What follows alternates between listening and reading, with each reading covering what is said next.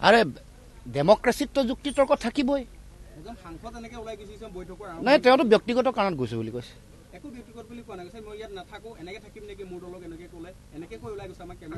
হয় নেকি? গতিকে চক আলোচনা থাকিব, তৰ্ক বিতৰ্ক থাকিব, ডিবেট থাকিব, তাৰ মাজত সিদ্ধান্ত। এইটোতো বিজেপি নহয় যে তেওঁলোকে ইম্প'জ কৰি দিয়া ধৰণৰ হ'ব। আমি সকলো দলৰ ডেমক্ৰেটিক মাইণ্ডছেট আছে। গতিকে যুক্তি তৰ্ক, প্ৰবল যুক্তি তৰ্ক হৈছে। আৰু মই ভাবোঁ এইটোৱে ডেমক্ৰেচিৰ সৌন্দৰ্য।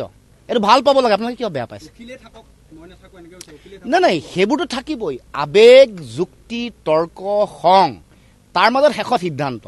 সিদ্ধান্তটো কি হ'ল এইটো প্ৰথমে আপোনালোকে সুধি লওক। সিদ্ধান্ত এইটোৱে যে পৰৱৰ্তী দিনসমূহত আমি ঐক্যবদ্ধভাৱে আগবাঢ়িম। আৰে ডেমক্ৰেচিত তো যুক্তি তৰ্ক থাকিবই।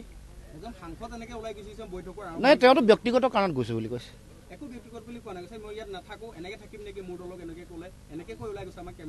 হয় নেকি? গতিকে চক আলোচনা থাকিব, তৰ্ক বিতৰ্ক থাকিব, ডিবেট থাকিব, তাৰ মাজত সিদ্ধান্ত। এইটোতো বিজেপি নহয় যে তেওঁলোকে ইম্প'জ কৰি দিয়া ধৰণৰ হ'ব। আমি সকলো দলৰ ডেমক্ৰেটিক মাইণ্ডছেট আছে। গতিকে যুক্তি তৰ্ক, প্ৰবল যুক্তি তৰ্ক হৈছে। আৰু মই ভাবোঁ এইটোৱে ডেমক্ৰেচিৰ সৌন্দৰ্য। এইটো ভাল পাব লাগে। আপোনালোকে কিয় বেয়া পাইছে?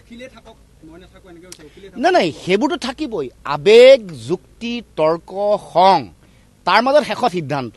সিদ্ধান্তটো কি হ'ল এইটো প্ৰথমে আপোনালোকে সুধি লওক। সিদ্ধান্ত এইটোৱে যে পৰৱৰ্তী দিনসমূহত আমি ঐক্যবদ্ধভাৱে আগবাঢ়িম।